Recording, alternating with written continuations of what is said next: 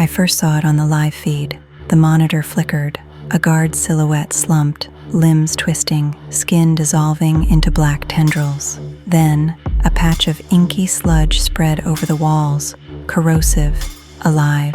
I heard ragged breathing and then silence, broken only by the echoing whimpers. I recoiled from the monitor, heart pounding as the feed degraded. The image pixelated, then vanished entirely. When the video resumed, there was nothing but emptiness, just a black stain where the incident had occurred. Seconds later, the containment alarm blared, but it was already too late. SCP-106 had taken someone else. That moment became my very next obsession. I'm RAISA of the RAISA, and I've spent months poring over every recording, every breach log, every whispered report about the old man. What I found is darker than I'd ever imagined. In this file, I'll walk you through what SCP-106 really is, what I witnessed firsthand, and why, in all the Foundation's history, no one has ever truly tamed him. But first, how does a monster drag someone into nothingness and reappear where you least expect it? So we begin with the recordings. When I joined the RAISA, they assigned me the archive of all SCP-106's breach footage. I spent nights in a dark room, scanning frame by frame. The earliest clips show flickers and distortion, a dark silhouette slipping through walls, patches of corrosion spread over tiles, and walls that breathe. In one video, a security camera's timestamp read 23:47:12. And just before the frame glitched, you could see what looked like a hand reaching through. The next frame, gone. Only a black, gooey spot where it came from.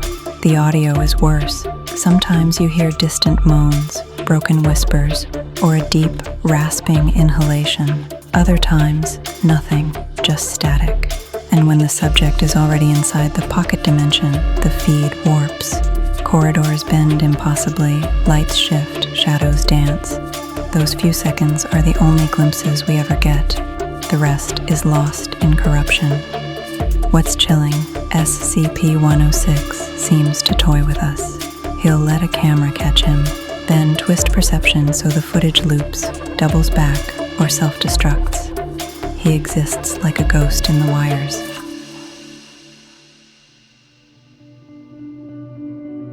In one Class D rescue attempt, the camera dropped frames. When I reassembled them, I saw the D-Class looking back into the camera, lips moving. He's praying to God, mere seconds before he vanished. Each new clip made me ask, what is he hiding? Why show us just a sliver before tearing it away? And in that void, we always lose the trail. But let's shift. To know how he can do this, we need to understand his abilities. SCP-106, also known as the Old Man, hides behind a veneer of decay. He looks like an ancient, decomposed human, but what he does defies every law we rely on. He corrodes matter. Any surface he touches becomes fragile. Metal rusts, stone crumbles, even walls hiss and peel. That black mucus you see trailing on his movements, it's a corrosive agent. It spreads, creeps, eats away. In tests, that effect lingers for hours. He passes through solid matter, walls, floors, ceilings. None seem to stop him. He can vanish into steel, then emerge from another surface entirely. Theories say he enters a pocket dimension, a realm he controls. He drags his victims through breach patches, doors into his dimension, then releases them, rarely, or kills them outright inside. Inside that pocket dimension, he bends space, time, and perception. Hallways stretch, rooms twist, corridors loop in impossible geometry. Victims described hearing laughter, whispering, or seeing multiple versions of him, because only SCP-106 can exit that realm at will. He doesn't need to hunt constantly. Sometimes he waits, for days, weeks, almost as if in stasis. He uses that dormancy as a snare. Then he strikes with calculated precision. When he appears more passive, that's often when he's about to pounce. In fact, he hasn't been docile at any point. Weakness is deception. We did find this. He's partially slowed by lead and gets confused by fluids. Multiple thin layers of material can also slow his phasing. Light also seems to make him uncomfortable, pushing him to retreat. But these are minor annoyances to a being of his mastery. In the archives, I found reports of victims kept alive in his dimension for play or torture or experimentation. Those that were released were haunted or broken. Their testimonies collapsed from trauma and memory decay. He is both predator and architect. He crafts and traps. And he toys with the boundary between what we know and what we can't ever see. To see how that plays out in real life, let me tell you what I experienced in that capture operation. I'll never forget it. That mission was, morally, a nightmare. The Foundation brass had decided we would try a bait and capture for SCP-106 using a D-class subject. The order was, Sacrifice 1, recontain the anomaly. I was assigned to assist. We gathered in the armory. The D-class was escorted in, shaking. White fluorescent lights buzzed. We marched him into a secluded dark room, fit with a machine placed squarely in the middle. The security officers strapped him down in that machine. We turned a microphone on, then left. Next thing you know, a guard reaches into his pocket and activates the machine with a button.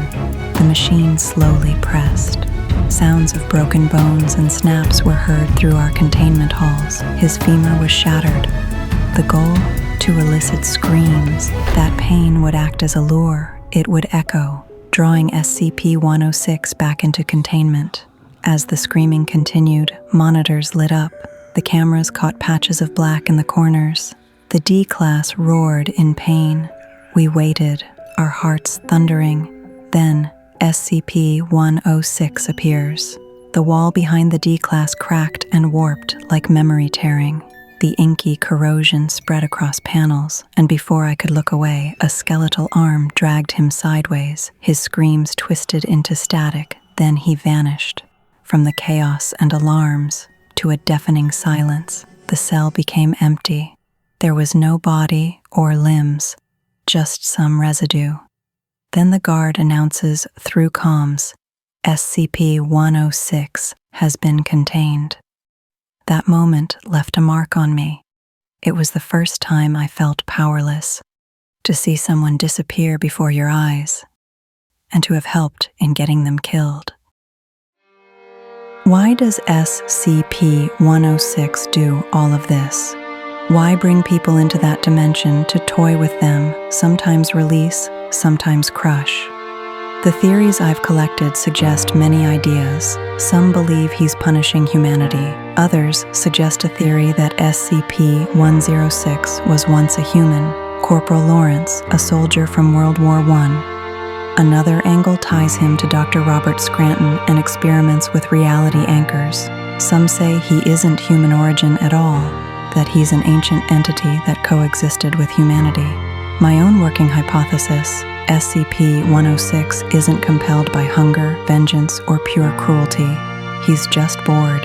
He hunts because he can. He tears at states of reality.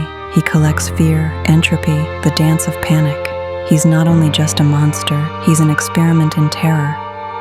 Whatever the truth, one thing's consistent. His pattern evolves. Every breach, every corruption, every failed trap changes him, like he's learning. And that terrifies me more than any brute force. That night changed RAISA protocols. They restricted my access.